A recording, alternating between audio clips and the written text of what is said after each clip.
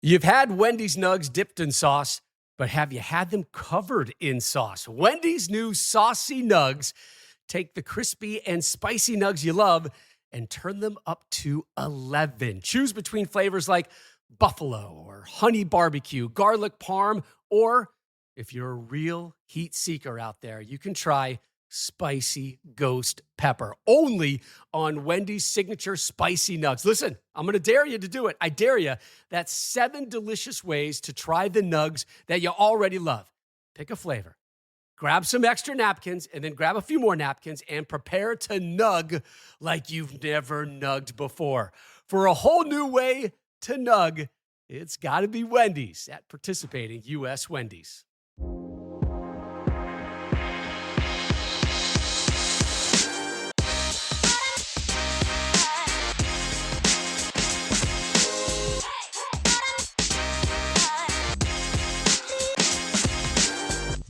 What up, Cal fans? We are back with another episode of Golden Bearcast, a proud partner of the Blue Wire Podcast Network.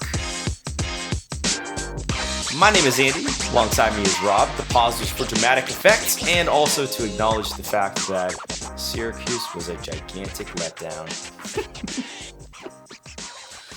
Letdown? Yeah. Would you say worst loss currently of the Wilcox era? No, you wouldn't go that far. Definitely not. Okay. Let's do news first, Rob. Yeah, there's a lot of news. We'll go with the first big one regarding football, which is our current quarterback commit, Jaren Sagapolutele, who plays in Hawaii, was rated as has jumped up. They did a reboot of the refresh of the rankings, and is now the 19th best prospect in the 2025 class, and has been bumped up from a 3-star prospect to a 5-star prospect on On3. Andy, you want to guess what rank he was, like, overall? 3 stars? Yeah, 3 stars. But what number do you think? Total, like, not overall, not overall position. number. Yeah. 450. 450. Oh, that's a ways far down. He was 291, and now he's 19. I mean, at what point is he going to commit to Oregon? He already visited Oregon. The rumor is that he is scheduled to visit Georgia next week. The issue here right now, or the issue, or the I guess the little bit of hope, is that both teams already have a quarterback committed to each.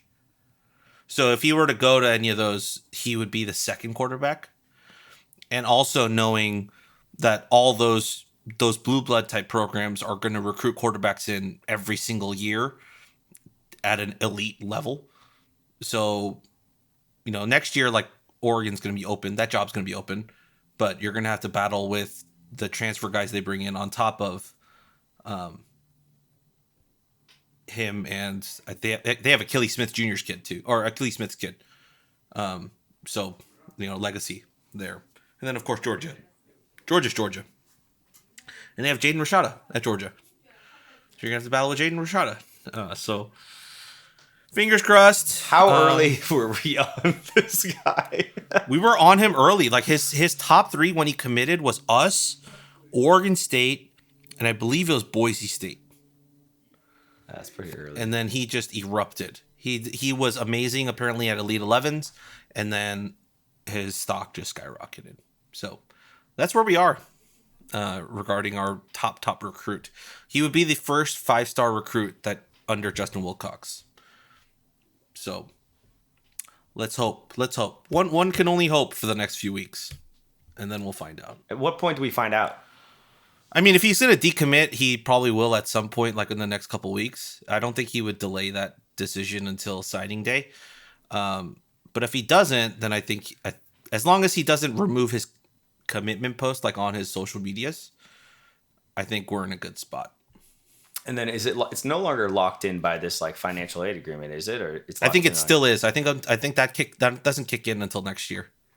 Okay. So at least for one more sec. So on early signing period in December, when we get that notice is when we'll know. So That's Not even coming close to expecting us to land that. Nope. Sorry. yeah. Just if you expect disappointment, you can be pleasantly surprised if he stays. Anyways, on from that one, we move to basketball with the Bears getting wrecked out in Nashville against Vandy earlier in the week without Mark Madsen because Mark had just had his kid, so he was unavailable for that game. So if Mark Madsen's listening to this, congratulations, coach. I believe he now has a starting 5 of children. So he can field the full team. How? I don't know. But but he we asked him after every game, like leading up to before they left, and he was like, yeah, I think we're just gonna let the baby come when they come, but I don't think we're gonna let it go past like Monday. And then I think, just the timing worked out. And so the team left and he stayed home with the baby. They said the baby, and in a press release, they said the baby and mom and everyone's doing fine. So thank God for that. And then so he wasn't there, and the team definitely kind of played like it wasn't there. It was sloppy and bad, and everyone was kind of like, oh, is this team not going to be that good this year? Like it's looking like it's going to be another one of those like 50-50 type seasons where we're not sure if we can have any expectations about the team. But then we go to the Galen Center and play Big Ten school USC with their new head coach, Eric Musselman, who they hired away from Arkansas. And we beat them by 5. It was a tight game all game. And then at the very end, our boy Andre Stojakovic with a key block. A little bit before that, a step back 3 from BJ Omot kept the lead. And then Andre also nailed 2 free throws to basically ice it. And then Jovan Blackshear Jr. also had a moment to take a free throw to ice it. And that was that. Like, man, the stat from that game? It's the first road non-conference win, and it's hilarious to say that we have to say SC is a non-conference win, but it's the first road non-conference win since 2017. What? We haven't won on the road in non-con since 2017. No way. Yeah, that was Viking Jones's first year where we beat Seattle University in Seattle. And does neutral site count or no? I don't think neutral site counts. Yeah. Road win. Wow. Bleak times, my friend. So are we back, Rob? Basketball, we're back. Oh, we're back. Like, I'm a little bit ahead of the hype. I shouldn't have even asked. I'm a little bit ahead of the hype, and I totally admit that I'm a little bit ahead of the hype. Like Nick and Don and all those guys, they're like, you know what? Let's wait for a couple more games when we play Mizzou next week, when we go out there for the SEC ACC challenge. If we make that a game, or if we win that game by chance, they're like, I'll be on board with you. But for now, it's like, I don't mind getting on that bandwagon first, but it does look like this team is going to be very fun to watch, a lot more balanced. They can go 10 deep. If you listen to our preview podcast with the guys, like, it's kind of a lot of the things that they're saying are kind of coming to fruition. They know what they're talking about. And so, yeah, they got 10 guys 10 deep. Andre Stojakovic has been absolutely outstanding. I think the stat they brought up was like he was 18 of like 36 at the free throw line all of last season as a freshman at Stanford. This year, I believe after he made the 2, or coming into that SC game, he was 17 of 20 from the free throw line. So, like, I think it's clear now that Jared Haas is just not a good developer of talent with any 5-star talent he brings into to Stanford, which he's no longer there anyways. But, yeah, this team's going to be fun. I highly recommend you guys come out to Haas to watch the team. They play this week on Wednesday against Air Force, and then Sunday afternoon at 1, I think. Yes, Sunday afternoon at 1. And then they go to Mizzou next week. So some fun sports on the horizon.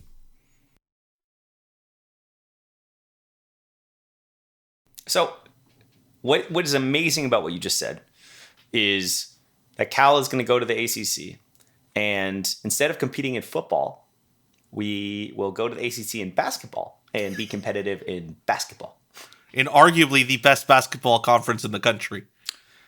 Yeah, just really flipping that one on its head.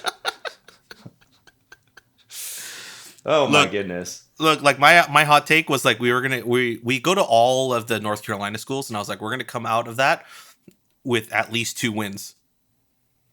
And I was like, I don't know where those 2 wins come from, but we're gonna come out of it with at least 2 wins. Is that NC State, Duke, NC North State, Carolina, Duke, North Carolina, Wake Forest. Wake Forest? Yeah. So out of those 4, I think we're gonna come out with 2 wins. I don't know where, but it's gonna be insane. It's gonna be fun. I forgot the basketball. No wonder, they used to give away a lot of basketball tickets, and they did this with the first season football season ticket holders. You could get basketball tickets, but just to one game. And I was wondering why there haven't been more basketball stuff going on, even as the athlete alumni. I no longer get basketball tickets included. It used to be that I get 1 ticket to every football game and basketball game, and now I get tickets to anything but a football and basketball game, which is hard to know what that would be. Women's basketball, I guess. No, women's basketball doesn't count either. No. Water polo, rugby. Yeah, that's it. Okay. So gymnastics. I thought you were going to blame Jim Knowlton. I was like, this is Jim Jim Knowlton's America. Sure. Yeah. So, anyways, I haven't seen any of those, and now that you say all of those names, I realize conference play is about to be lit. Yeah. Hey, we don't really have anyone coming this year, though. I think Syracuse and Virginia are probably our 2 biggest games that come here. No Duke, no North Carolina. No, they come next year, but we go to North Carolina and we go to Duke this year. What the hell is that? It's just scheduling. We don't do home and aways anymore? No, because there's too many teams. Why? Just because we added 3 teams? Well, we added 3 teams to a conference that already had more than 12. Yeah. We only had 12 in the Pac-12. Yeah. So, I know. Like the only league that had the number. Yeah, the only league that actually matched the number of the thing. But then also, like, we didn't really. Oh, we're the only league that also played 9 conference games in football. Yes. Weird setup. Because SEC weird setup. Takes a nice little bye week in the middle of the toughest time. 2 bye weeks. 2 bye. Well, yes, exactly. Yeah, 2 bye weeks. But yeah, if you have the chance, come out. It's great. It's fun. Haas is packed. It's really cool for me. This is just a side note. It's really cool seeing Peja Stojakovic at games. Seeing him sit there courtside is just like, I have so many pictures of him that I took at the last game where he's just there, just like stoic, just no emotions whatsoever. His kid's like, scoring and on a jumper and things like that. Just like no one's jumping up, no one, he's no fist pumping, no nothing, just straight face, just like lean back in his chair. Looks like the godfather of basketball, sitting there with his amazing hair. And love that you're taking pictures of him. He's probably like, who the hell is this? It's taking pictures. There's a couple where he's staring into the camera, and I'm pretty sure that's what he's thinking. He's like, who the hell is this? Who the hell is this Asian kid taking a picture of me? I thought that I had moved on from this. No, but like, after the game's over, like a bunch of kids and like parents go over and talk to him because he's sitting courtside, and they ask him to take pictures, and he's like more than happy to, which I think is, I think it's great. So seeing him, I mean, there's going to be a point where we see, for you and me, Andy, like one of our childhood basketball guys is Stephon Marbury, right? Starbury. Like we have his kid as a walk-on the team. We're going to see Starbury and Peja sitting courtside at Haas Pavilion at some point because their kids play for us. I know, the hype is real. That's I got crazy. texts from my non-college basketball paying attention friends that were all aware of the team and wanting to go to a game. So I think we're gonna make it happen. I know a budding, almost soon to be 2-year-old that seems to really love basketball. So I think it would be the perfect thing to go to. And games are at 5:30, which is a really good time. Yeah. Most of the games are early. There's a couple of late ones, but you don't need to go to all of them. What time is Wednesdays? Wednesdays, I believe, it's 7 p.m. It's too late. Yeah, but the Sunday I need one, the 6 p.m.s. There is a couple later down the line. But the Sunday 1 p.m. against Sacramento State, not a bad time. Not great. Yeah, not great, but still better. But yeah, there's a bunch. And then, so that's pretty much like the main big news. Also, Andy and I were talking, but I almost died of a heart attack last night watching the men's basketball game and watching my Chargers play at the same time. I do not recommend that, particularly because if you watched Sunday Night Football yesterday, the way the game went, not ideal. Not ideal. Very ideal for me as a Joe Burrow fantasy owner, but not ideal for you.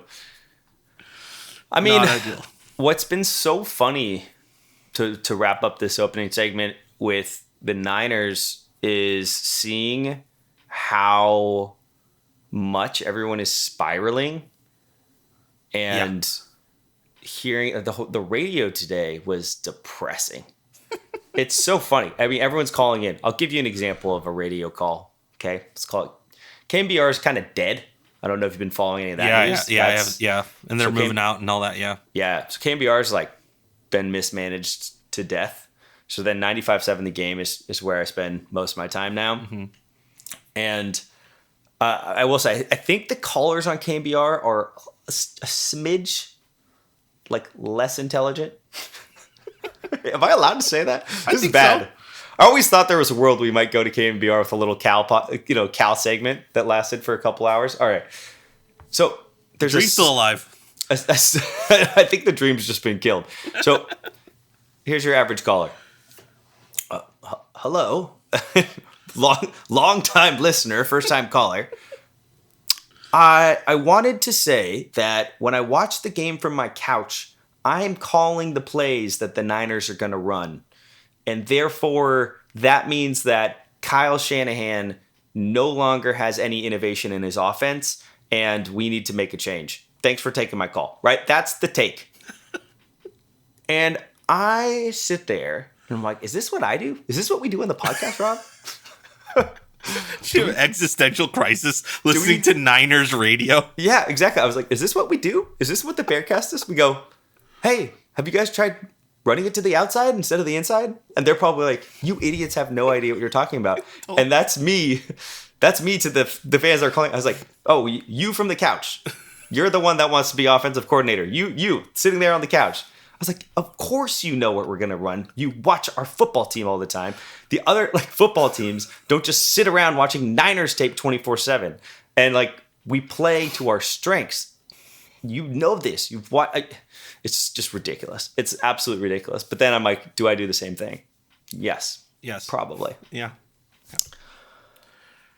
All right. That's the news. That's our emotional state. Shall we talk about this game? Yeah. For the 3 people that'll listen to this, because I know I recently found out some people skip our review podcasts when we lose, or are just terrible losses because they don't want to relive it. I understand. Multiple texts about that. Even Warren, who was so outspoken about the podcast at the beginning of the year, was like, oh yeah, I stopped listening because I couldn't bring myself to listen. Goodness. Understandable, but understandable. Still listening. Just have it on mute and turn it on. Give us the listen. Okay. All right. How do we tale of two perspectives? That's how we want to do this. I actually want to kick this one off because most of the time when we talk about perspectives, I lean wanting to know yours because you get the sideline and all of that. Yeah. But here's my overall thought. Talk to me. I think I'm evolving. Oh, is that good or bad? I think it's good. Oh, okay. The reason why I say that is the 2 times I've gone to the games with my daughter. I'm trying to use her name less. With my daughter. With the baby, yes.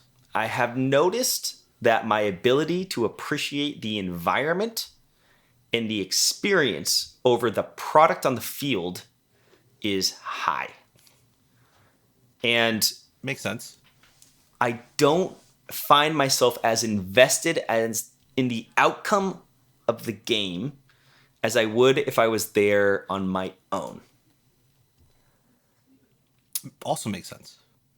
That's good. We're tracking so far. Yeah, we're tracking. So my grand walk away from this game, which people may not like, and I don't want it to seem apathetic, but there's a specific post. I don't comment much on the Right for California, and I commented today because there's one guy that always comments about how many games he goes to, and his anniversary is coming up. And they're going to the big game.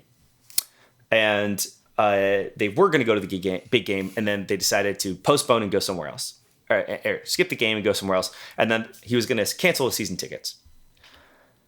And I used that as an example, and I wrote back essentially saying that I really hope that I don't need you all to change your anniversary plans if they've already been changed, but I would encourage them to come to the game, because I think the game and the atmosphere, the experience, what going back to campus is, the tailgate experience, and then for me, being able to have seeing my mom come to tears with my daughter standing at the top of the stairs watching the band before the game started, and her stomping her little feet to the beat, and my mom comes sitting down. Are you okay? She's in tears because she has brought me to those games. Yeah. And now she's there with my daughter having that experience. That moment, I love Cal football. That's a pretty tough moment for a product on the field to overcome. Yeah. And when you're talking about things like an anniversary and having, I believe they got married on campus, potentially Clark Kerr or somewhere else, or Memorial Glade or something. Sure. I mean, this is a place that I think deserves, it not even deserves, I just think that you all deserve that moment, that it creates something more special than the outcome of the game. And so for me, as this was going on, and I'm watching this game and I'm watching this horrible product on the field, and a game that we're like 10 point, my dad is like, what's going on here? And he's like, didn't you say that we were supposed to win this game?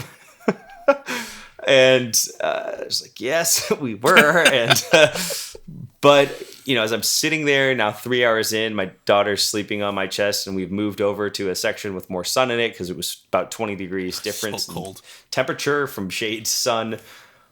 I just walked away from this game, and I felt like I could actually flush this one in a way that I haven't been able to in the past. So when I see all of the anger and all of these people that are carrying this, how could this happen? And I sort of looked at it and said, the last piece, Rob, this has been a long monologue, but the last piece is I also don't necessarily blame the players that much, because it was kind of a trap game, if you think about it, in the sense that, the stadium was very empty. Mm. The energy wasn't there. We didn't have that much on the line. A lot of people said, oh, bowl eligibility is on the line. Yeah, but you get 3 shots at it. So, it's on the line, but we're not really playing for anything. We've had a tough go of things. I think that you have the sold-out game coming up the next week. You come into a stadium that was, it's 12 p.m., which is just a horrible time for kickoff, in my opinion. It's 12 p.m. There's this time, literally 50 people in the student section. Yeah, there's just empty sections everywhere. What the hell is this? Some of these guys probably have high school stadiums that have never looked that sparse. Yeah. So I could understand how you come into that and you're like, dude, you guys aren't even bringing the energy. So when I read things where people are that viscerally upset with the players, I also put it back on you. Are you there? Because if you're not, they're not getting any energy for you. And I guarantee you, if that game was had the same lead up as the Miami game, that those players probably get up for that game in a completely different way than coming into a completely empty stadium. Mm-hmm. And I don't blame people for not going, but I also think this is California sports. This is not what makes the SEC. And Auburn, with their crap team, still has stands that are absolutely full. And I do wish we could tap into that a little bit more often, because it would be a lot easier to hold everybody accountable for the performance on the field if that stadium was full than it is when we're the freaking A's. We're yeah, that was terrible. We're cool. Turn around, ownership turns right around. It's how many of you were there to watch it? And I mean, I hate A's ownership, but Just trying to make that point. So it kind of moved a different route, but all that to say, I really did have my own tale of two perspectives, where one, on a family note, to me, these experiences are starting to become more important for the tradition than it necessarily is the outcome of any of these games. And then secondarily, I think that we all have some responsibility in a team being flat.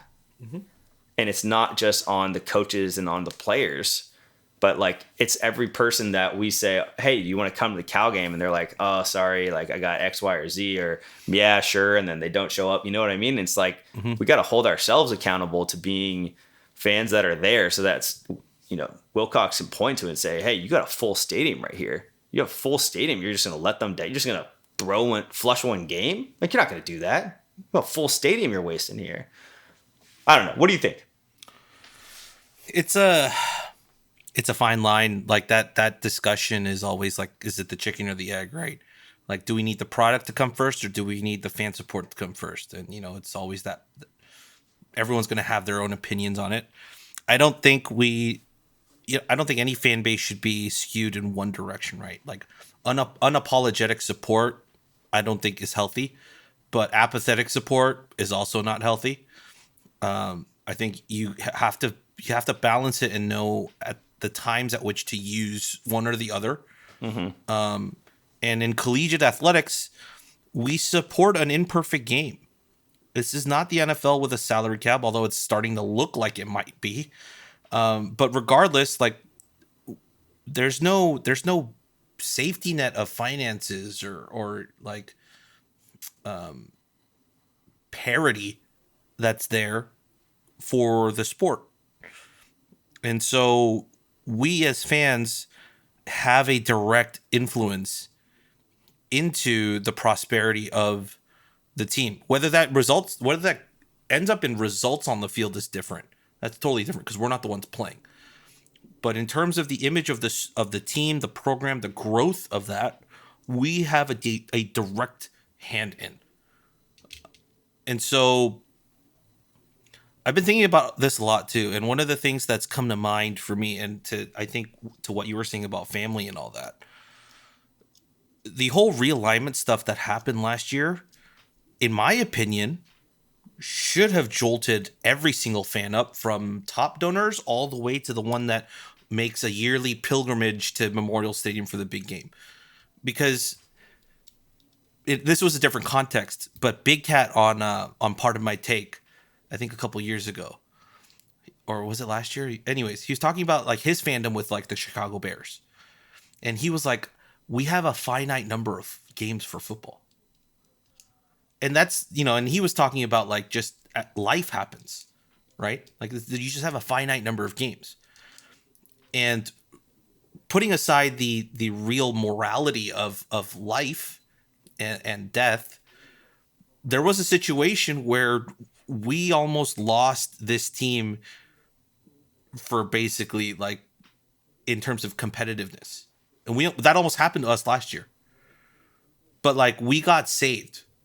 And like instead of us like jumping at the chance to like go to games and support the team, regardless of the wins and the losses, you're now in a place where people are like, I'm not going until this person's fired or this person moves forward. And I understand why.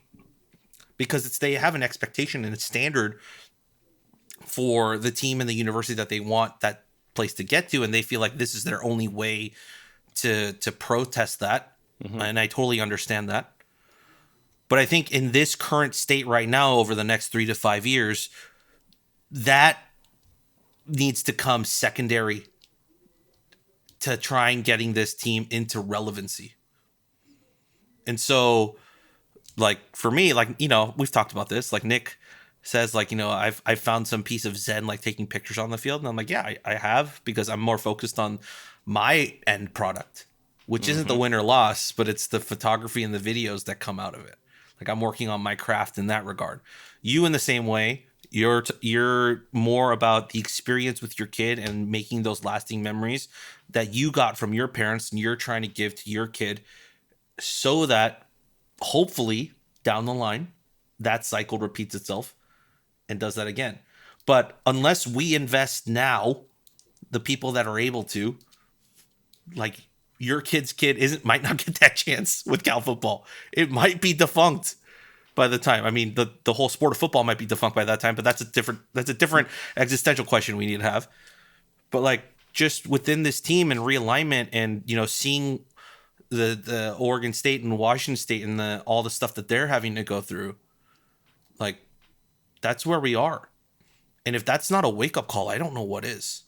So like I get that if you don't want Wilcox to be the head coach, like you're not, that's fine. But you're actively rooting for a program to lose when the thing we need the most is consistent wins. So that's my call to action right now. And I know it sucks because it's like if we got to 8 wins this year, it's like, okay, that call to action's a lot easier. And it's the way we've lost. But hey, what can we do? We love the program more than the people that are in it. Exactly. I think that there's a clear cliff that you can hit.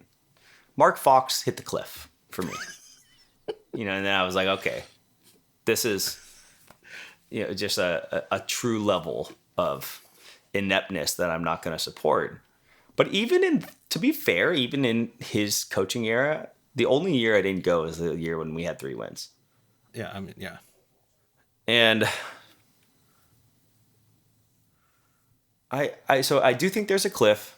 As a little bit of a side note, I loved because where I moved, I got to see you operate a little bit more, and it's so cool seeing you do your thing on the field and how many people you know as well while you're down there and interact with. I've gotten to know a lot. Very, very cool, and I think that's exactly right. And I kind of agree with you. I tend to see this a little bit more black and white than I probably should. But the Phillies had a very interesting thing happen when Trey Turner was struggling, right? Where they were booing him because they paid him a ton of money and he wasn't delivering. And then the fans said, hey, why don't we try cheering him instead? And then all of a sudden he took he went on fire, and I think they went all the way to the World Series and lost. Mm-hmm. That's not always going to happen.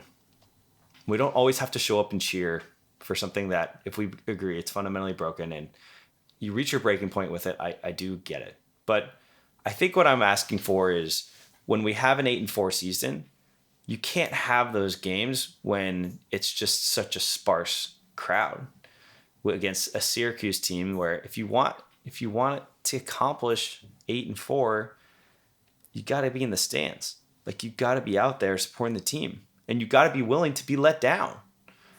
We go to all these games. I was looking at it, I was like, I've been to every single game except for Davis. I mean, not the away games, but every single home game. I don't miss. People know this. Diana was probably driven crazy with this. Hey, you want to go do this? Nope. Cal game. Got the Cal game. You know my rule. I don't miss them. I hope that we can tap into that because I agree with you. This is rocky. And I'm not a doom and gloom person, but there's no way to look at what's gone on. And having played that game against Oregon State, we saw the example. It was right in front of our face. Do you want that? Imagine being apathetic with that level of talent. I mean, that seems like a far worse world. So the least we could do is not bail on this. And at the end of the day, be as frustrated and talk about conference records as you want and anything else. I'm not saying that isn't justified. Mm-hmm. But we have been a 500 definition competitive football team for the better part of 7 years. There's been no bottom out except for the 4-8 season, and even then, I think that was the one where we had a couple of losses that. We had a shot to make a bowl that year too. Yeah. So I really think that. Look, do I wish we could tap into 8, 9 and hit that upper ceiling? Yes. I had this thought the other day where Indiana's playing Ohio State. Indiana's undefeated. Ohio State has one loss to Oregon, who's undefeated. They're playing at what time? 12 o'clock. 12 o'clock. Big noon Saturday. What a shit slot. Why would you do that? And I'm very curious to track. I want to track the TCU adrenaline hit, right? The spike that hit on TCU. Yep. And then I want to track the adrenaline hit that goes on Indiana and see, are those programs able to elevate and stay, or is it a true just spike and then fall off a cliff? Because that'll give us some idea of whether or not this whole idea and concept of 10 wins is even possible. 10 wins every single year. I mean, you have to build a pretty solid floor to get there. And I'm not going to say Wilcox. We know what Wilcox is. It's going to be about a 500 team every single year. You have a chance to win 7 games, and you have a chance to win 5. Let's be honest. Like, that's it. I agree. Nick's column, we kind of nailed it. It's like, yep, cool. Not going to do these preseason predictions of 9. Not going to do the preseason predictions of 7 or 8. It's just going to be like what I did a year ago, 6-6. That's what we should do every single year. But Siri's talking to me. She's like, who do you want to send a message to? To Justin Wilcox, my friend. Yeah, we have dwelled on this one enough.